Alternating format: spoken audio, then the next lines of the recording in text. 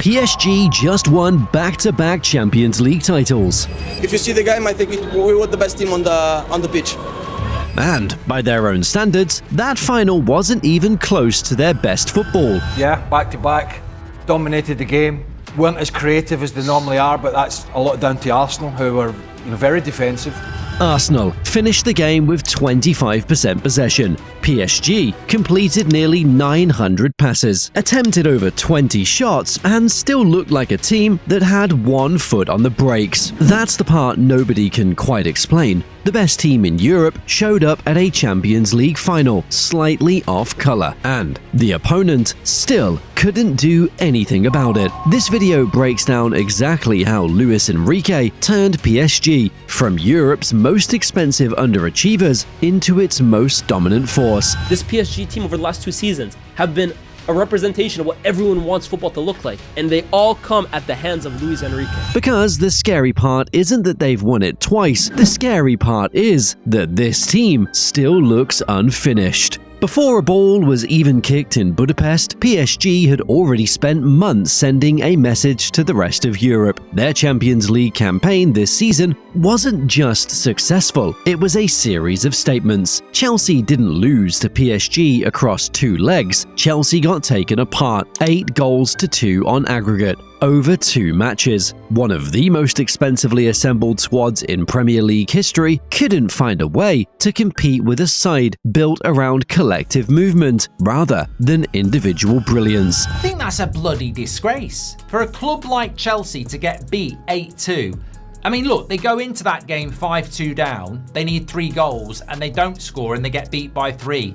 It's shockingly bad. Then came Bayern Munich. The first leg is the moment most analysts point to when they talk about the shift in how Europe now sees PSG. Bayern came in as the dominant German force, physical, organized, and confident in their pressing system. PSG shredded them. Quick combinations through tight spaces, pressure that suffocated Bayern's build-up before it could breathe, goals from multiple different players, no single finisher, no single creator carrying the load. It was the kind of performance that makes you rewind and watch it again just to understand how it happens so fast. What makes this squad genuinely different from every previous version of PSG is that there's no weak point to target. That team has no weakness, and I don't see any weakness right now. Ousmane Dembele, Désiré Doué, and Khvicha Kvaratskhelia don't function as 3 separate threats. They rotate and press as one connected unit, so neutralizing any one of them just shifts the problem somewhere else. Behind them, Nuno Mendes and Achraf Hakimi are operating as arguably the best fullback pairing in world football right now, bombing into attack positions while the midfield holds the structure. Joao Neves and Vitinha don't produce the kind of stats that dominate highlight reels, but they control the tempo of every single game PSG play without anyone noticing how completely they've taken over.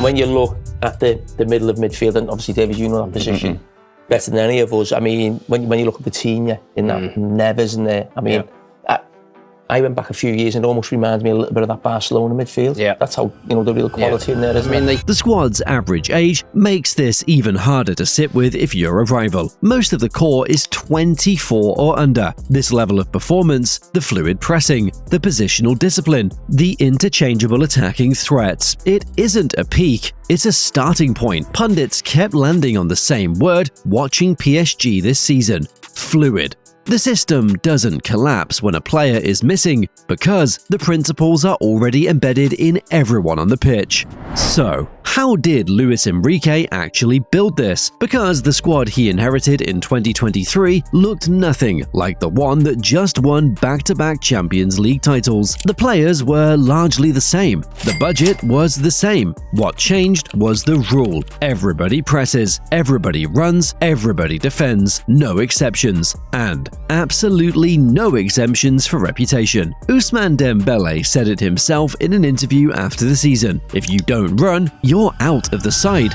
We discussed it last week. Dembele was saying, if I don't run, I don't play. And to get that out of a Ballon d'Or winner, you've got to take your hat off, don't you, to what Enrique has done? Think about what that means coming from a player who won the Ballon d'Or last year, a player who spent years at Barcelona being one of the most frustrating talents in football, unbelievable on his day, invisible the rest of the time. Luis Enrique didn't just improve Dembele, he completely remade him. He's turned his career completely around. The version of Dembele running back to win the ball in his own half during a Champions League knockout tie is not the same player who drifted through games in Catalonia. That transformation isn't an accident, it's a product of one of the non-negotiables that Enrique installed from day one. What this rule produces on the pitch is a pressing structure that operates in layers. The front line goes first, hunting the ball the moment PSG lose it, cutting off passing lanes before the opponent can even settle. The midfield reads off that initial press, moving into spaces that don't yet exist, covering ground that blocks recovery. The defensive line holds high because they trust everything happening in front of them when it all works, and across this entire Champions League campaign it almost always worked. The opponent doesn't get a second to breathe. A masterclass really defensively, that cohesion, the resilience, the team spirit was brilliant. On top of, as you said in the first leg, all this kind of attacking power, Kvaratskhelia, Dembele, Doue, João Neves, Barcola off the bench, all of that, if you add the two of them, you're right, I think they are probably the most complete team in Europe right now.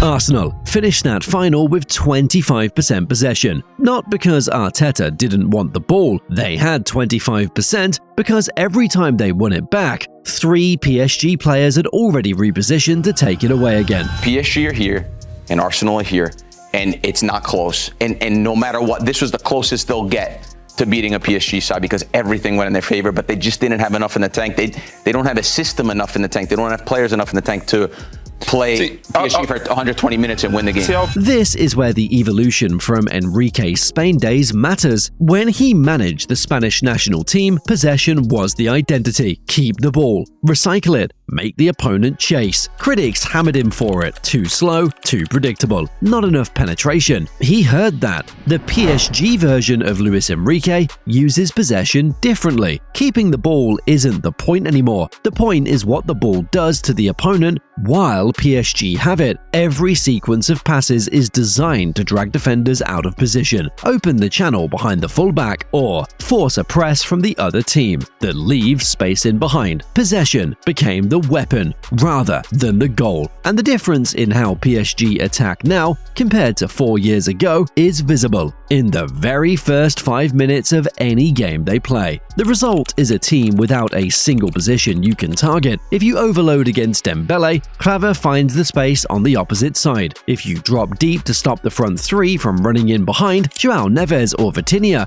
ping it from 25 yards, and you have a different problem. Kvaratskhelia will come in here wanting to attract these players in here, and then as soon as he does that, then he goes. So the switch over move from PSG is Luis Enrique's signature move. If they then if they read it well, Arsenal, and one goes there and one goes there, what Kvaratskhelia will do is running from here, he'll go like that and he'll go, well, I've created that space for myself. And then he'll bomb into there. And that's what he did so well against Bayern Munich.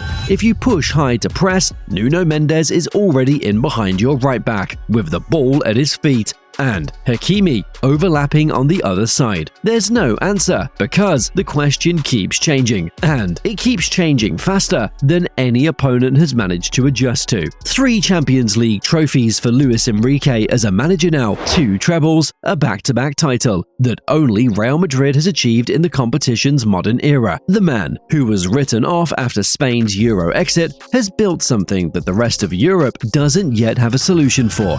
Paris Saint-Germain is a top 3 side that we've ever seen in the Champions League, and we've got the Barca 10-11, we've got the Madrid 16-17, Paris Saint-Germain is there as well. Back-to-back Champions League titles. Only Real Madrid had done it since the competition became the Champions League. PSG just put their name next to that record, and they did it two completely different ways. Last season was the 5-0 demolition, dominant, suffocating, relentless from the first whistle, a final that looked over before half-time. This season was a penalty shootout in Budapest, grinding, tense, decided by the finest of margins. 2 titles, 2 completely different routes to the same result. That matters because it tells you the identity isn't dependent on the conditions being perfect. PSG can win beautifully. They can also dig in, absorb pressure, and find a way when nothing is flowing. That combination is what separates teams that win once from teams that build something lasting. It's massive for Luis Enrique. It's massive in terms of what it means for all of those players, and I don't see who can stop them next season in terms of going for a free-peat. I'll be honest. I fully agree. I genuinely think it was massive for them to win it the way they did.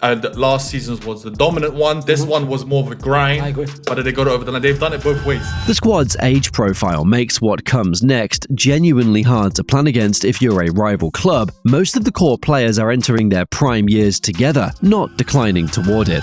I think it's what Nicky alluded to earlier on, that we're looking at a dynasty here of younger players. They're going to be around for a long time, this team. You know, whatever happens to Luis Enrique, we might come to that in a moment or two. This team of younger players are the team that we will be focusing on in the same way that we focused on Barcelona for many, many years during the Lionel Messi heyday. The tactical identity is fully locked in after 2 seasons under the same manager, running the same principles. Luis Enrique himself is still adapting, still finding new ways to extract more from a group that already won 2 European Cups. He's been an outstanding manager for a long time, and he'll look to be inventive again. So that's why he's going to be a manager, a very, very good manager, for even longer to come. And that's what Pep Guardiola has done all these years. He's kept on just tinkering with things and changing with things and evolving things year in, year out. Arsenal left Budapest without an answer. Bayern left the competition after being taken apart in that first leg. Liverpool never threatened. Chelsea got dismantled. Every serious contender in this year's Champions League walked away from PSG knowing they weren't close enough. That's not a gap that closes in one summer window. Real Madrid built their dynasty. Barcelona built theirs. Paris Saint-Germain are building one right now. And the rest of Europe is already a step behind. I think we maybe jumped the gun last year saying, oh, dynasty, because it was that good. You still have to go out and win another Champions League in order to start building that dynasty.